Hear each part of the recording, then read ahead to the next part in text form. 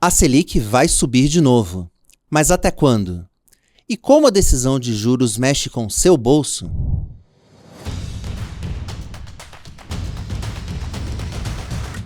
Salve pessoal, tá no ar mais uma edição do podcast Touros e Ursos. Eu sou o Vinícius Pinheiro e hoje aqui do meu lado está o Ricardo Gozzi, editor do Seu Dinheiro. Como é que vai, Ricardo? Tá tudo bem, hoje tá um dia ótimo, eu diria. Bom, essa felicidade toda no seu rosto é pela participação aqui no podcast ou aconteceu alguma coisa no domingo? Também pela participação aqui, mas a vitória ontem em cima do Palmeiras melhora o humor de qualquer um. Olha, não sei se todos os nossos aqui telespectadores e ouvintes vão concordar com você, mas eu tenho certeza que eles vão concordar em uma coisa aqui, que é com a nossa convidada de hoje dessa edição, inclusive porque ela joga em várias posições. É a Laís Costa, ela é analista da Empíricos, especialista em renda fixa e também responsável pela série Os Melhores Fundos de Investimento, também da Empíricos. Como é que tá, Laís? Tudo bem? Seja muito bem-vinda. Obrigada, tô ótima. Muito bom estar aqui de volta, já tinha tempo, né? Obrigada pelo convite. É verdade, Laís, tava em falta com a gente aqui, mas está cumprindo aqui hoje e num momento bastante peculiar dos mercados. Bom, e antes de colocar a bola do programa para rolar, eu já peço para você que está acompanhando a gente para curtir esse episódio, assim ele chega para mais pessoas. Também aproveita para seguir o canal do Seu Dinheiro no YouTube, assim você recebe todas as nossas notificações. E lembrando que tem Touros e Ursos toda semana, e por isso a gente também vai deixar um link para você receber no seu e-mail todas as atualizações do Seu Dinheiro, inclusive a nossa newsletter, que é escrita aqui pelo Ricardo, que está do meu lado. Bom, mas vamos lá, vamos falar do programa de hoje, Laís, porque é a semana dos bancos centrais. Né? Nós temos decisões de juros no Brasil, nos Estados Unidos, temos também no Japão, no Reino Unido, enfim, a gente costuma chamar aqui de super quarta, porque na quarta-feira é o dia que sai a decisão ali do Fed nos Estados Unidos e do nosso Copom aqui no Brasil. E a expectativa, se a gente fosse aqui falar só sobre o que esperar dessa decisão em si, acho que seria o podcast mais curto da nossa história, porque já está meio que dado que, a menos que aconteça algo de muito surpreendente, o Copom vai elevar a taxa básica de juros dos atuais 13,25% para 14,25% ao ano. Já foi antecipado, inclusive, esse movimento no último comunicado. Assim como nos Estados Unidos, a ampla expectativa é de manutenção das taxas. Bom, isso não significa que não vai ter muita emoção nos próximos dias e o mercado está roendo as unhas para acompanhar ambas as decisões. E queria começar te perguntando, afinal, começando aqui pelo Brasil, que eu acho que é o que está mais próximo das pessoas que estão acompanhando a gente aqui, embora o Fed também afete bastante os investimentos como um todo, mas eu queria te perguntar um pouquinho sobre a expectativa para o Copom, né? Assim, afinal de contas, se a decisão está dada, o que o mercado vai olhar especificamente, Laís? É legal, porque essa pergunta, ela de fato é o mais relevante, né, para essa decisão. O BC, só dando um passo atrás, o BC ele antecipou essas altas de 100 pontos lá em dezembro, né? Então o que a gente fala aqui no mercado, ele deu 300 pontos ex ante, né? Ou seja, ele subiu esse em 3% ex ante lá em dezembro, né, para tentar fazer uma reancoragem de expectativa de inflação, enfim, né, todo o cenário ali estava realmente muito incerto, foi um mês bastante difícil para os ativos brasileiros, então o BC veio mais forte, tentou soar mais duro, e ele tinha prometido essas 3 altas, e chegamos no final dessa promessa nessa semana, e aí a grande pergunta, o que a gente vai ter daqui para frente, né? Então, o mercado vai estar todo olhando justamente qual vai ser o tipo de mudança no comunicado que vai mostrar o que o Banco Central vai fazer daqui para frente, né? Então, o mais importante vai ser assim, se na hora que está escrito lá que terá aumento de mesma magnitude, o que ele vai colocar no lugar, né? Ele vai falar que não precisa mais continuar acelerando nesse ritmo, e aí ele já antecipa algum tipo de aumento que a gente acredita que ele precise continuar aumentando. Então, se ele já vai falar, olha, vamos ter mais uma de 50, ou se ele vai falar apenas assim, vamos precisar continuar subindo, mas em um ritmo menos acelerado, e aí daria espaço para o mercado pensar entre 75, 50 ou mesmo 25, né, para a reunião seguinte. Então, esse é o foco do próximo Copom, né? Todo mundo vai estar olhando para essa mudança em relação a essa prescrição futura, a gente chama de forward guidance, né? A gente acha aqui que ele vai deixar em aberto, ele vai falar que as próximas decisões vão estar mais dependentes de dados, né, para deixar um pouco de flexibilidade, e vai sinalizar que ele vai começar a reduzir o pace, né? Então, eu não acho que ele vai vir cravando, falando que é 50, ou 25, ou 75, mas que a gente já chegou num patamar de juros bastante restritivo, e ele vai puxar essa abertura de uma desaceleração, que, na nossa opinião, aqui vai vir mais uma de 75, né, na reunião seguinte. Com isso, os juros subiriam para 15%. Depois, sobe para 14,25 agora, e depois para 15%, certo? Isso. Nosso cenário base, ele ainda daria mais um de 50, então a Selic terminal deste ciclo seria 15,5%, né, 15,5%, e terminal do ano seria 15%, porque a gente acredita que em dezembro ele já comece a cortar de novo a Selic. Então, tira esse 50 marginal que ele vai dar nesse ciclo ainda, ele tire já em dezembro. Certo. Hoje teve uma pesquisa Focus já indicando um início de desaceleração da expectativa de inflação, né? Foi a primeira queda em 22 semanas. E também nela já indica, o mercado já indica um corte um pouco menos intenso. Por que vocês... onde vocês acham que vão parar, e por que vocês acham que vai ser mais intenso do que vem sugerindo o restante do mercado? No Focus, a parte de Selic, ele crava o final do ano, então a gente está bem em cima, a gente não discorda do Focus. Certo. Que final de 2025 a gente também tem 15, que é o que está lá, porque a gente vê esse corte de 50 lá. Agora, eu diria que para esse final de ciclo, o mercado, ele não discorda muito dessa nossa projeção de 15,5, né? Tem bastante gente, assim, muito boa, né? Grandes bancos e tudo, por volta de 15,5 até 15,75, né? E, claro, sempre tem a parte um pouco mais dove também do mercado, que acha que esse Banco Central, ele é mais leniente em relação à inflação, enfim, e que ele, ainda que fosse necessário, não seria capaz de levar essa Selic a um patamar acima de 15,5, enfim. Mas eu acho que nosso call aqui de Selic não descola muito do que está precificado no mercado, que a maioria do mercado está olhando. Então, quando que você acredita que ele deve chegar aos 15,5 antes de começar a recuar? Então, a gente tem sempre essa reunião, aí mais um de 75 e depois outra de 50. E aí você terminaria o ciclo de alta de Selic aqui. E aí para em 15,5 até o fim do ano, quando ele começaria a cortar. Dezembro ele cortaria. A gente acha que ele já vai ter espaço suficiente por uma desaceleração já da atividade. A gente acredita que esse BC, ele olha mais para a atividade do que o BC passado. O BC passado era muito mais focado nas expectativas de inflação em si. Então, com essa desaceleração, que a gente acredita que vai vir mais no segundo semestre mesmo, já em curso, e o horizonte também da parte da inflação, ele já vai estar todo mudado para 2027, quando a gente estiver no segundo ano. No segundo semestre, perdão.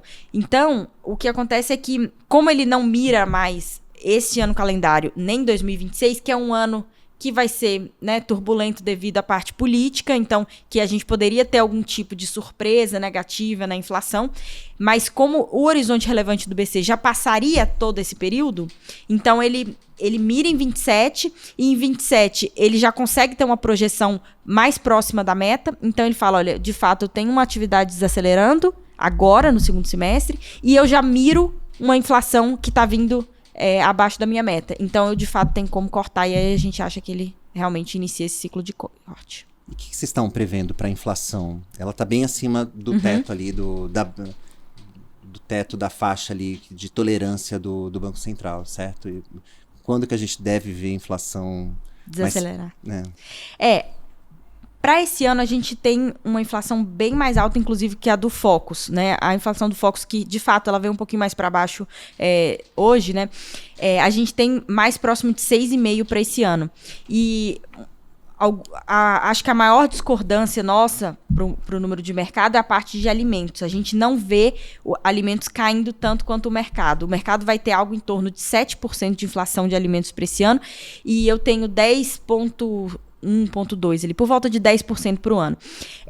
Principalmente na parte de in natura, a gente não vê uma desaceleração como o mercado, e carnes, porque a gente tem um ciclo do boi ruim esse ano e ano que vem pior. Então a gente não acha que vai ter essa reversão que o mercado está colocando na conta.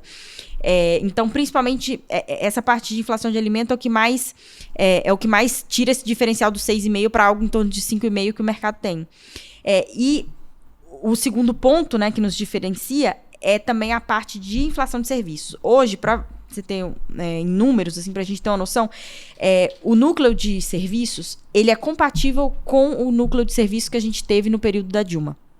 Então, ele é, de fato, um núcleo muito alto e que está muito longe de qualquer tipo de patamar condizente com a meta da inflação do Banco Central, né? Que seria o centro da meta, que em tese era o que ele deveria mirar, que é 3%, mas de fato o intervalo até 4,5%, né? O topo da banda.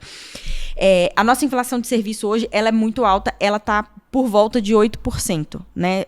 O analisado do último dado que saiu. Esse patamar, primeiro que essa inflação, ela é mais inercial, né, do que a restante, né? Então ela não tem uma reversão óbvia à média, como seria essa parte mais comoditizada. Depois que a gente vê uma parte de atividade brasileira, principalmente nesse primeiro trimestre, mais forte do que o mercado e do que o próprio Banco Central. Então, a gente acha que essa desaceleração da economia aqui, a maioria do mercado acredita que vai vir primeiro e segundo tri, a gente vê no terceiro e quarto. Então, essa inflação de serviço com mais inércia por mais tempo. Então, 2025 com a inflação bem acima da meta, acima do que o Focus também vê. E aí, de fato, a política monetária bastante restritiva e esse juro real muito restritivo que a gente tem hoje, batendo no próximo ano, né? E aí, para o próximo ano, a gente tem mais ou menos em torno de 4,5%, 4,8%, que não é exatamente o que a gente gostaria, mas estaria mais condizente com esse topo da meta do Banco Central, que é o 4,5%, né? Nem esse alívio no dólar recente, na tua visão, deve trazer algum alento para essa inflação, principalmente nessa parte de alimentos? Sim, mas eu já incorporei, tá? Então, na nossa projeção já está incorporado. A parte do dólar, ela bate muito forte também na parte de industrializados. E aí, de fato, se você for ver, a gente está com a inflação benigna, né, de industrializados. E esse primeiro tri, a gente já viu essa reação do dólar, que teve esse pico ali em dezembro e realmente voltou bastante nesse primeiro trimestre. Isso já se refletiu, inclusive, nos preços de toda essa parte de comercializáveis, né, da nossa cesta, a gente já conseguiu ver. Mas aí, olhando para frente, meu cenário de dólar também não é tão positivo, mas a gente pode falar um pouco mais para frente. Então, eu acho que, né, é menos óbvio, né, esse pass-through que a gente chama do câmbio para a inflação. Tá, falando em dólar, vamos falar um pouquinho dos Estados Unidos, então? Vamos.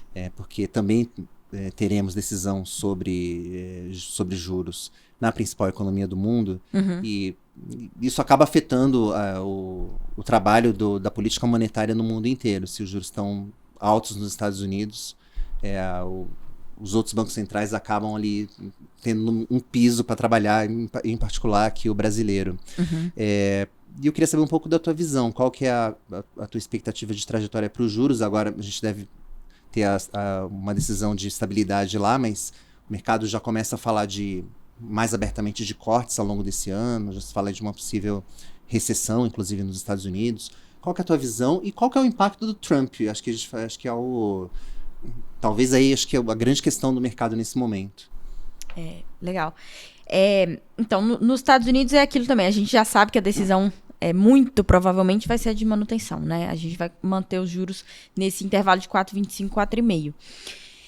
E lá as mudanças no comunicado são muito mais sutis do que aqui, né? Que a gente realmente tem bastante mais elementos que a gente, no geral, troca. Então, assim, eu não espero nenhuma mudança em relação a avaliação do Banco Central ainda em relação ao mercado de trabalho, que continua forte, acho que ele deve continuar com essa avaliação. E não acredito que nesse comunicado também vai vir algum tipo de mudança de avaliação em relação ao crescimento ainda. Não acho.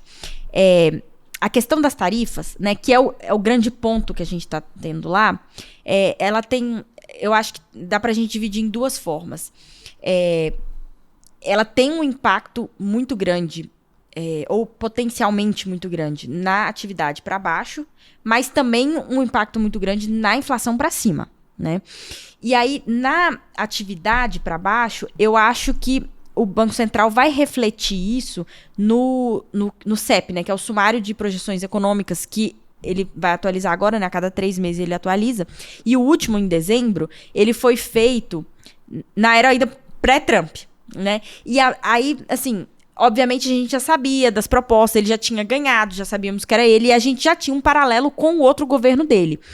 Mas a minha percepção é de que esse novo governo Trump, ele não necessariamente está mais vocal, mas ele está fazendo mais rapidamente do que quando ele estava no primeiro mandato. E acho que natural, por ele já conhecer a máquina, já saber como funciona, e mesmo os objetivos dele, acho que são mais claros hoje, né? Então, eu acho que essa visão do Trump no crescimento econômico, ela vai aparecer nesse CEP, nessa projeção do Fed. E aí deve ter uma revisão para baixo de crescimento, de projeção de crescimento para esse ano. O que seria favorável para uma queda de juros lá. Em tese, essa parte sim, uma parte mais dove, né? Uma parte mais favorável à queda. Agora, do lado da inflação, eu acho que é possível que a gente também tenha, nem que seja 1 ou 2 bips, né? 0,1, 0,2%. Aliás, desculpa, 10 a 20 bips, né, 0,1 ou 0,2%, de revisão para cima do núcleo do PCI, que é uma medida de inflação preferida do Fed, apesar dele, né, o target dele mesmo ser o CPI, o que ele usa na prática, né, ele olha mesmo para tomar decisão, é o PCI, né? E aí eu acredito que ele vai fazer essa revisão para cima. Então isso contrabalancearia essa visão mais pró-corte de juros. No net, vamos dizer, no líquido, eu não espero que a parte de juros do CEP, né, dessa projeção dele, mude. Eu acho que ele vai manter o prognóstico dele de que esse ano teríamos 2 cortes de 25, tá?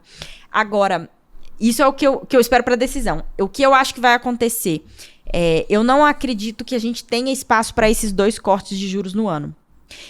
A gente trabalha aqui mais com um corte de juros. Corte só. Com um corte de juros.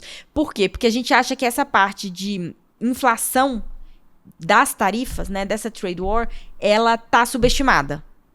E como as coisas estão andando de uma forma mais rápida do que, né, quando a gente faz um paralelo com o outro governo Trump, a gente acha que também a reação da inflação, que é um canal mais rápido de transmissão dessa política do que o próprio crescimento do PIB, ela também vai vir mais rápido e aí você teria menos pressa para você cortar. Então, esse ano caberia um corte. Então, a gente veria os juros caindo no máximo, agora está em 4,25 a 4,5, né? Para 4 e 4,25. Só mais um corte de 25, então, que se enxerga, né? Isso. Hoje é o cenário que a gente acha mais provável. Certo. Bom, diante disso tudo, então, como que fica o panorama para quem vai investir? A gente está na hora de pegar tudo e colocar no Tesouro Selic e ir para a praia, ou vale a pena assumir algum risco nesse cenário?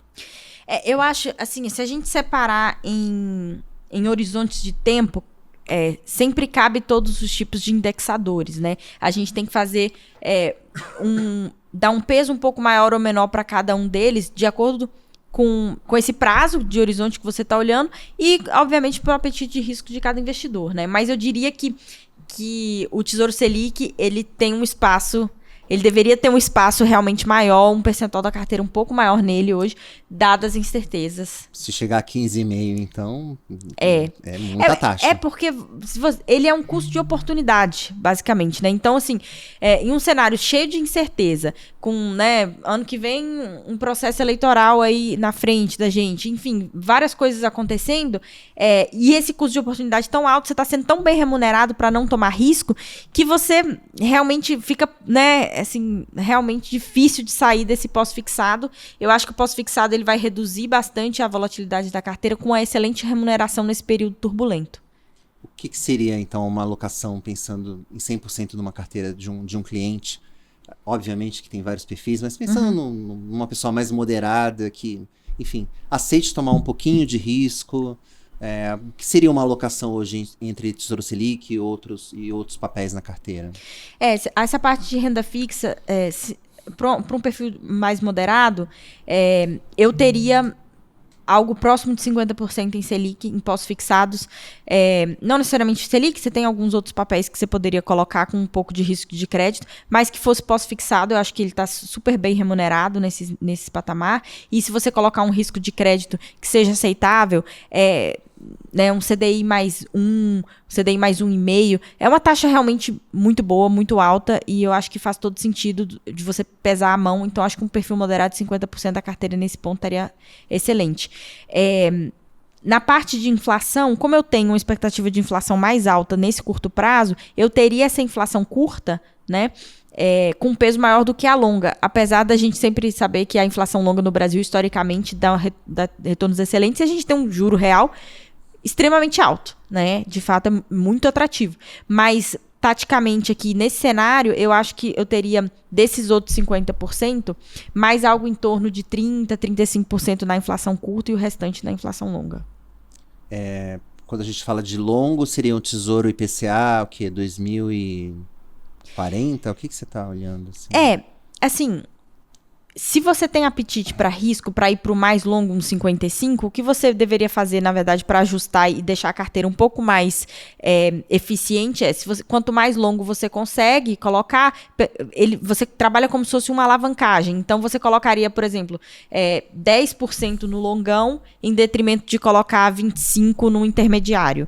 E aí, essa diferença entre, né, o 10 e o 25, você poria ela na parte de pós-fixado, deixaria uma carteira com uma contribuição de risco muito parecida. Então, tem uma forma, dá para você fazer assim, ou você opta por um mais 35, 45, ali um pouco mais intermediário.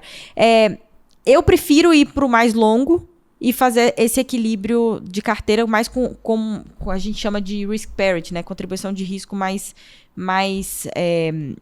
olhando a contribuição de risco, né? E não necessariamente deixando ela homogênea em todos os títulos. Mas aí vai do investidor, né? Mas pensando nesses 50%, então, que ficariam nesses outros títulos, como ficaria essa distribuição? Só para ficar um pouquinho mais claro para quem está acompanhando a gente. Você diz essa parte de inflação?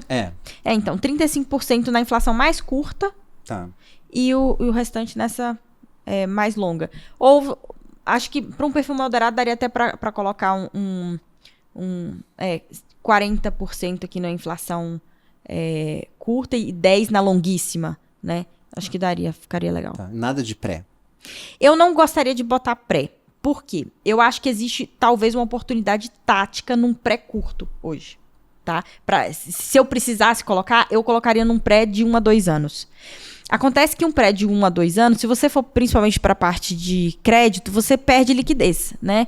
Porque os instrumentos, naturalmente, né, como eles são feitos, é muito difícil ter um pré-liquidez diária, né? É muito, muito raro isso.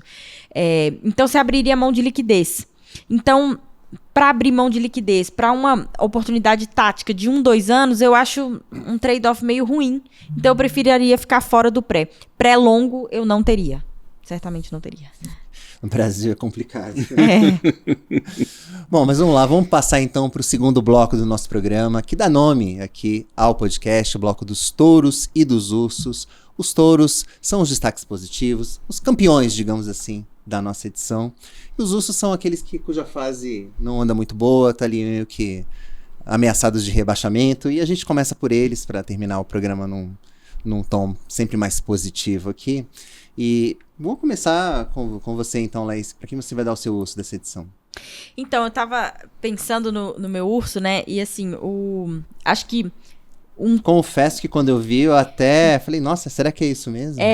Ele vem sendo touro, né, nos últimos meses, que é o real, né? Mas eu acredito que se você olhar pra frente, ele vai se tornar um urso. Então, por isso que eu dei o urso pra ele, né? Então, o real teve um momento muito positivo, né, de apreciação, tanto por porque a gente tirou alguns problemas de fluxo aqui internamente, a gente teve uma redução de risco também no sentido fiscal, não porque a gente melhorou, mas porque a gente teve menos Congresso trabalhando, né?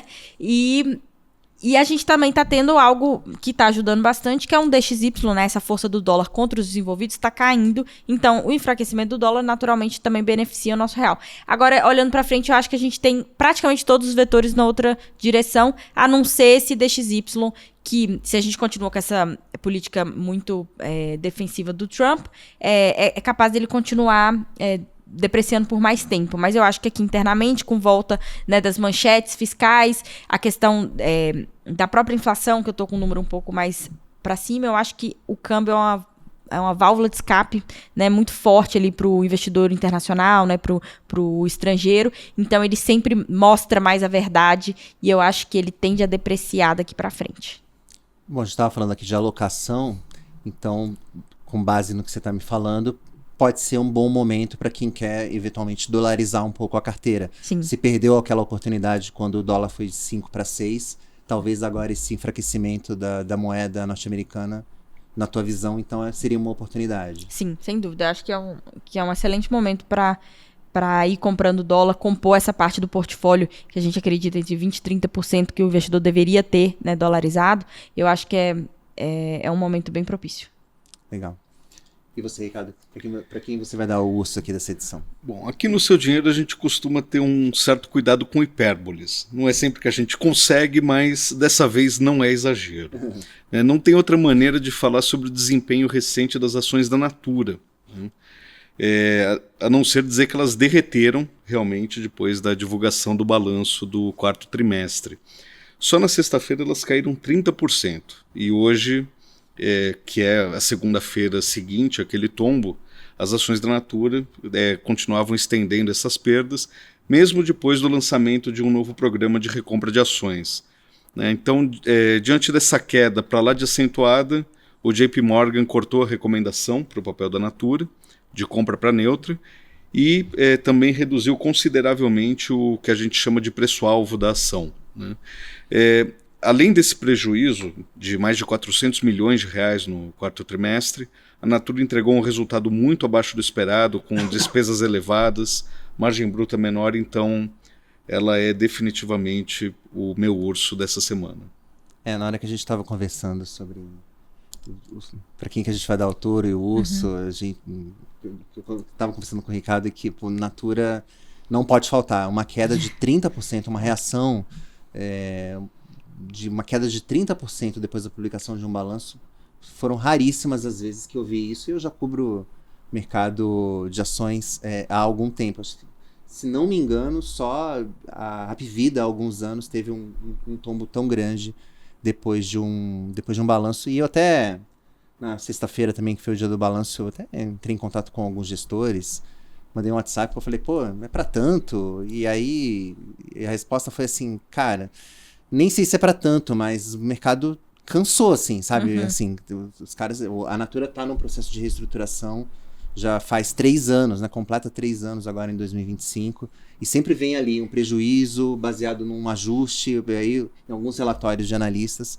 eles até colocavam isso, assim, mas isso tá virando recorrente, né? O que deveria ser extraordinário tá começando a ficar cada vez mais recorrente no balanço. Então, acho que realmente houve ali uma perda de confiança nos papéis, e eu acho que a dúvida realmente que pintou para muita gente é se, depois de uma queda de 30%, será que não vale a pena comprar?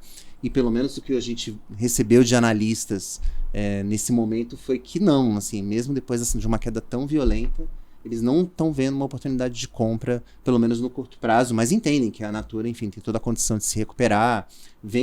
Eles até consideram que o processo de reestruturação ele tá indo na direção certa, mas talvez indo muito mais lento do que o que se esperava. Então, realmente, acho que é o grande urso realmente dessa edição aqui, pelo menos na Bolsa, é Natura. E eu vou falar do meu, então, aqui, que eu não vou dar... Vocês deram um urso cada um, eu vou dar 7 ursos de uma vez só, tá? O meu vai para chamadas, né? 7 magníficas, lá da Bolsa Americana, né? Tô falando aqui da Amazon, da Alphabet, que é dona do Google, Apple, a Meta, que é dona do Facebook e do WhatsApp, entre outros, Microsoft Nvidia e Tesla. Bom, essas 7 ações foram as grandes responsáveis pela essa exuberância que a gente viu da Bolsa norte-americana nos últimos anos.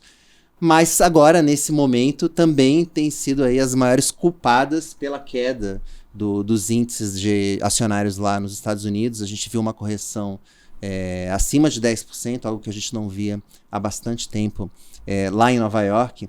É cedo para dizer se isso é uma tendência ou não. Tem toda essa questão aí do efeito das tarifas do Trump e essa nova ordem geopolítica que os investidores ainda estão tentando entender, tomar pé. Mas o fato é que alguns analistas, o Goldman Sachs, inclusive na semana passada, publicou um relatório chamando, né, rebatizando as 7 magníficas de 7 malévolas.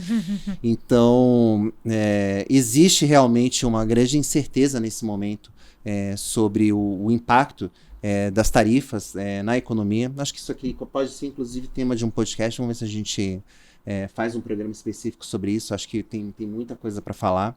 Existe também um receio de recessão lá nos Estados Unidos. O Trump deu uma entrevista na qual ele falou que não disse nem que sim, nem que não, quando questionado, e o Trump é aquela pessoa que sempre está falando nem que sim, nem que não, porque a coisa é muito pior do que o que se imagina.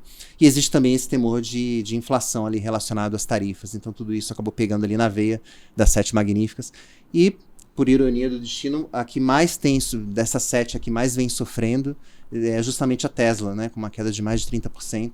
E irônico, porque o Elon Musk é o grande, né, o apoiador e, digamos, até fiador do Trump. Mas, enfim, por tudo isso aqui, ficam aqui os meus 7 ursos para as 7 magníficas lá de Nova York. Bom, vamos então aos touros, vamos aos destaques positivos aqui, vamos falar de coisa boa e vamos passar aqui também para a Laís dar o seu touro dessa edição. O meu touro, eu acho que aí ele é mais perene, né, aqui no Brasil, que seriam os pós-fixados que eu falei. Eu acho que é um instrumento que te dá, né, uma volatilidade baixa e a esses níveis de Selic, o que a gente acha que está projetando que vai ser daqui para frente, excelente remuneração, então custo de oportunidade muito alto para você sair dele. Então, vou dar o touro também para o pós-fixado. É como a gente estava brincando, no Brasil o pós-fixado é o touro da vida, é difícil de tirar esse posto, né? É verdade. Além de Tesouro Selic, acho que você não chegou a falar ali no primeiro bloco, né? O que mais o investidor poderia olhar de pós-fixado, Laís? Olha, a gente vê algumas coisas de pós-fixado no crédito que são interessantes. Então, assim, a gente gosta de alguns títulos, de alguns fundos CETIPados, alguns fundos FIDICs, né? E aí, quando você entra... Mas aí, claro, com um resgate mais longo, né? Então você tem que abrir mão de liquidez, mas você conseguiria ali um CDI mais 2, 3, até 4%, que a gente acha que é um alfa muito grande em cima dessa Selic, que já, né, desse CDI que já está super alto hoje em dia. Então, a gente gosta de deixar essa parte de pós-fixado com crédito mais para o gestor mais profissional, que monta uma carteira mais pulverizada, mais diversificada, do que ficar escolhendo mesmo o ativo, a pessoa física em si. Porque, querendo ou não, nessa parte de renda fixa, crédito, né, é mercado balcão, você tem uma questão de liquidez, a assimetria de formação também é muito maior do que, eu diria, na parte de equity, né, para você realmente gerar um alfa relevante. Então, a gente prefere uma gestão mais profissional. Mas tem algum fundo, assim, que... Olha, os fundos que a gente mais gosta são os fundos que estão na nossa carteira. Agora eu vou falar, né, como chapéu de analista de fundos, são os que estão na nossa carteira dos melhores fundos conservador, né? Deixa eu abrir aqui para vocês para dar uma palhinha de... Isso, pode me dar nos dar aqui, para quem está acompanhando a gente, 1 ou 2 exemplos, acho que seria bacana para a gente... acho que tem uma noção realmente, porque lidar com crédito é algo que o investidor comum ali, pessoa física, eu acho que realmente tem um pouco mais de dificuldade, né, enfim, sempre corre esse risco, né, do calote e tudo mais, enfim, então deixar para a gestão ali profissional, eu acho sempre mais interessante. LCI, enquanto você vai procurando aí, Laís, LCI, LCA, alguma que você também... LCI e LCA são emissões que a gente prefere ficar, na verdade, nos nos grandes bancos hoje, né? Os grandes bancões, os emissores um pouco mais, bem mais, eu diria, né? High grade, porque você tem a questão da isenção, né, do imposto de renda, então você já tem vamos dizer, uma espécie de alfa que você vai receber só por causa da isenção. Então a gente acha que quando você parte para um emissor muito mais arriscado, é marginal o que você ganha frente ao risco adicional que você toma. Então a gente prefere manter nos bancões mesmo, e aí você consegue algo em torno de 101, 102, 103% do CDI, e isso quando você faz o gross up, né? Ou seja, quando você faz a conta retirando o que seria os 15% ali, mais ou menos, de imposto, dependendo do prazo, ele mais que compensa o risco, né, de você partir para o menos arriscado. E de fundo, eu gosto muito de uma gestora que chama M8, né? Então a gente tem uma alocação, por exemplo, no M8 Strategy, é um dos fundos, tem aqui na plataforma do BTG, mas tem também em outras plataformas. Uma casa que a gente gosta de delegar bastante essa parte de crédito estruturado. Bacana. Bom, Ricardo, para quem você vai dar o seu touro dessa edição? Bom, assim como aconteceu na minha última participação aqui no Touros e Ursos, o meu touro da semana, e não é por ostentação, é o ouro. Tá? O metal precioso, pela primeira vez na história, atingiu a marca de $3.000 por onça. Falando em português, 1 grama de ouro hoje vale em torno de R$550. 1 quilo, R$550 mil. Tá bom, né? Razoável. A questão é que não é de hoje que o ouro vem subindo e a gente não deve ficar surpreso se isso continuar acontecendo. E de certo modo, contraditório, porque é comum a gente ouvir falar que o ouro gosta do dólar fraco e das taxas de juros baixas, né? E não é o cenário que a gente vê especialmente nas economias desenvolvidas hoje. E tem a questão de busca por um porto seguro nesse momento em que o mercado financeiro reage mal à guerra comercial do Trump, mas a resposta para esses recordes parece estar no tamanho do mercado de ouro, que é muito menor que o de taxas e o de moedas, e qualquer grande comprador consegue manter esse mercado em alta por um tempo prolongado, né? Também não custa lembrar que nesse período assim, de instabilidade geopolítica, a demanda dos bancos centrais por ouro também vem crescendo ano após ano. Sim, acho que a novidade foi a entrada realmente de outros investidores institucionais buscando proteção para a guerra comercial. O ouro realmente vem sendo aí um grande touro. E engraçado que quando o Trump ganhou, a reação imediata do ouro foi de queda, e eu realmente até estranhei esse movimento de queda por conta dessa expectativa de que haveria alguma turbulência, principalmente nesse começo de mandato. Vamos acompanhar. E tem casas falando que pode chegar aí a $4.000, né? Então, quer dizer, aparentemente, esse rally dourado não terminou. Será que é hora de entrar? Bom, vamos a seguir cenas dos próximos capítulos. Vamos ver como é que o ouro vai se comportar, pelo menos aqui no nosso ranking dos touros e ursos. Bom, e o meu touro aqui dessa edição vai um touro bem simbólico aqui, que eu acho que eu jamais imaginei que eu fosse dar esse touro aqui algum dia, que vai para Grécia. Para quem não acompanha o noticiário econômico, principalmente internacional, tão de perto, deve estar estranhando porque eu estou falando por que eu estou falando da Grécia aqui, mas a Grécia ocupou durante muito tempo o noticiário, porque foi o epicentro ali da crise da dívida na Europa, logo depois da turbulência ali com a crise do subprime lá nos Estados Unidos. A Grécia, enfim, teve ali um aumento dramático ali do seu endividamento. Era um país que, obviamente, não conseguia pagar suas contas e, ao mesmo tempo, estava ali no meio do euro, né? Então, ela não podia desvalorizar a moeda dela para dar conta desse desequilíbrio fiscal. Diferente, por exemplo, do que acontece aqui no Brasil. Quando o mercado desconfia aqui do nosso fiscal, a primeira coisa que acontece é o nosso real se desvalorizar, e com isso a gente consegue, pelo menos, ter algum tipo de ajuste. A Grécia não tinha nem essa opção.